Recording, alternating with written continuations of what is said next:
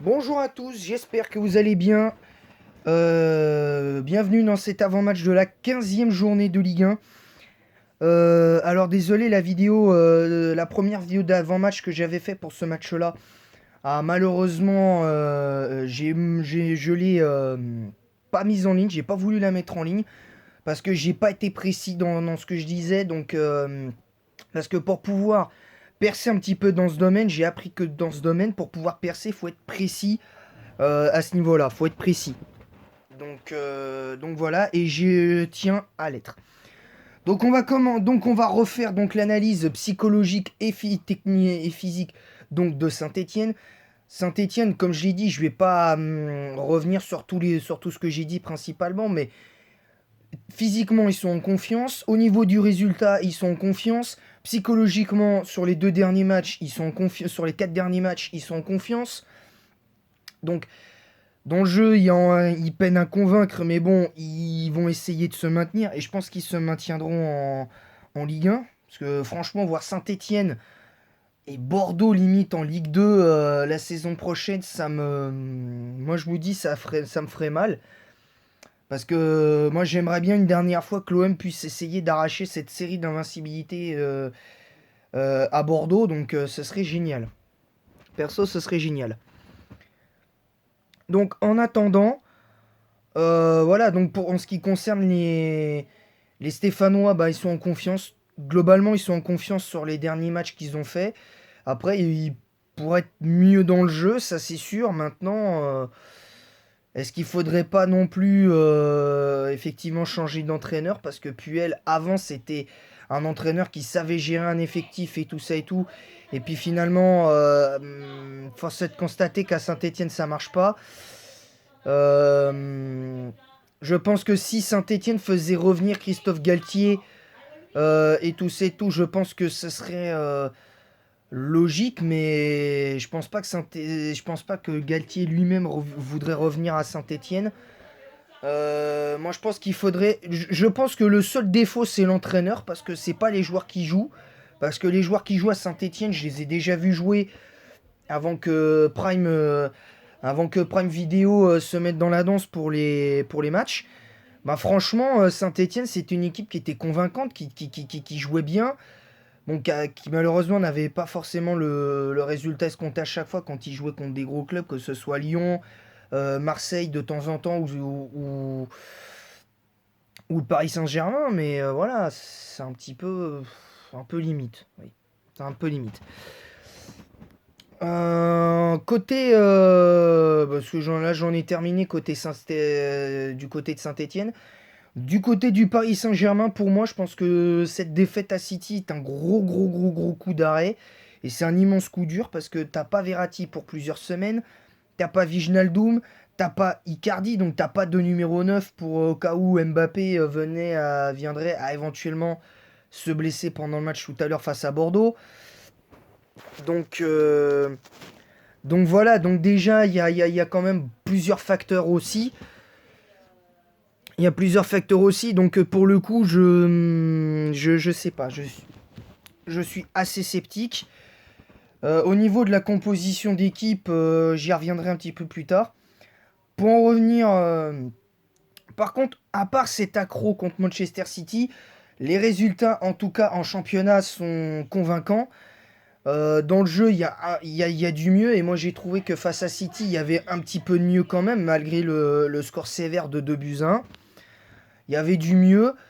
Mais le problème, c'est que quand tu as en face une équipe comme City en Ligue des Champions, qui est une machine à but, une machine à gagner, une machine collective, qui sait à la fois jouer en contre et faire des attaques placées comme ils ont fait et tout cette semaine, bah pour le coup, cette équipe de City, moi je m'y attendais, je vous le dis la vérité, je m'y attendais, je savais que le PSG allait perdre. Donc, il y en a, ils m'ont demandé sur Facebook pourquoi j'ai pas fait d'avant-match. J'ai pas fait d'avant-match tout simplement parce que déjà, c'est pas que j'en avais pas envie, c'est que j'ai oublié de faire un avant-match. Comme pour Lille-Salzbourg en Ligue des Champions. Mais là, pour le coup, Là, là franchement, je savais que le PSG allait perdre 2 buts 1. Moi, j'avais dit à ceux qui me posaient la question sur Facebook, qui m'ont dit, je leur ai dit 0-0 à la mi-temps et 2-1 pour City. J'ai, j'ai- j'ai, hum, Parce que je me suis dit, même si je sais que City va dominer, va machin, ceci, cela, ils vont pas forcément marquer autant de buts parce que quand j'ai appris que c'était Keylor Navas qui allait être titulaire dans les buts, je savais très bien que Keylor Navas, lui, dans les gros matchs, même quand il perd, il est toujours présent. Il peut prendre beaucoup de buts et répondre présent. Donc c'est ça qui fait la force d'un gardien comme Navas. Et notamment Donnarumma au match aller que j'avais beaucoup apprécié.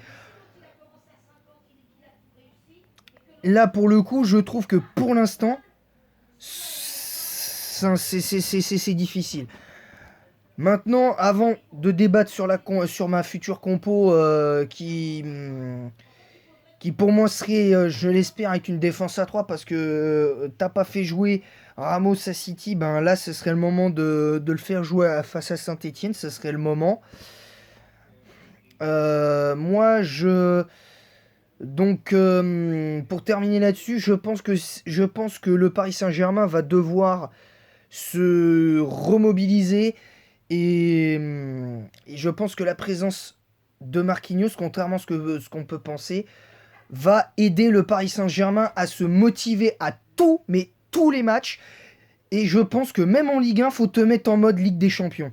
Voilà, quelle que soit l'équipe, faut te mettre comme si tu étais qualifié pour la Ligue des Champions en phase de poule et que c'était la 6e journée et que, en l'occurrence, si tu perds, t'es éliminé et que si tu gagnes, t'es qualifié. Voilà, en gros, faut que tu te mettes focus en mode Ligue des Champions pendant les matchs de Ligue 1.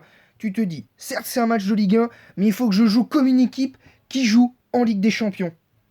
Voilà, c'est comme ça. Toutes les équipes doivent le faire en Ligue 1. En Ligue 2, c'est différent parce que c'est pas le même niveau, c'est pas pareil. Alors la compo. Alors ma compo, vu que j'ai vu que Sergio Ramos était dans le groupe pour ce match face à Saint-Etienne, moi je jouerai, j'espère en tout cas que Rafinha va jouer. Donc en l'occurrence, moi je mettrai dans les buts, je mettrai Navas. Je mettrai Navas parce que moi Donnarumma, j'aimerais le préserver pour des matchs peut-être un peu plus importants, parce que sans vouloir manquer de respect aux Stéphanois, c'est plus tellement un gros match, hein, Saint-Etienne-PSG, ou PSG-Saint-Etienne, c'est plus tellement un gros match. Sans vouloir être vexant avec les supporters stéphanois, hein. En l'occurrence, pour ce qui est du, du gardien, moi je mettrais Keylor Navas ou Donnarumma, mais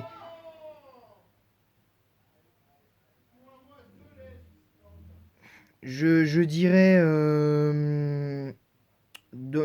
Mais bon, je mettrais Keylor Navas. Je reconduirais Keylor Navas. La charnière centrale, ben, il n'y a pas de mystère. Kipembe, Ramos, Marquinhos. Piston droit, Hakimi. Piston gauche, Juan Bernat. Au milieu, je mets Rafinha, Paredes. Rafinha, Paredes. Je mets Di Maria numéro 10. Je mets Neymar à gauche. Messi à droite. Enfin, non, Di Maria à droite. Neymar à gauche. Et Mbappé, Messi en pointe. Voilà, moi j'aligne les 4 fantastiques. Clairement. Et en numéro 10, quoique Rafinha en numéro 10, il est bon. Non, je mettrais Xavi Simons et Paredes. Xavi Simons, Paredes. Et Rafinha en milieu offensif. Voilà. Tout simplement parce qu'avec la capacité de Rafinha non seulement à récupérer les ballons, mais à casser les lignes, ça va permettre peut-être au Paris Saint-Germain d'avoir une peut-être nouvelle structure. Et peut-être pourquoi pas enfin une identité de jeu. Et là où je suis d'accord avec les Parisiens, c'est qu'il n'y a aucune identité de jeu depuis que Pochettino est là. Ça, c'est malheureusement un fait. Voilà, voilà, donc c'est à peu près tout pour moi. Je vais pas revenir sur ce que j'ai dit avant. Donc j'espère que le Paris Saint-Germain va gagner ce match. En attendant, ben, la prochaine vidéo, je vous dis, ben, je vous souhaite à tous un très bon appétit en tout cas. Et en attendant la prochaine, je vous dis à très vite.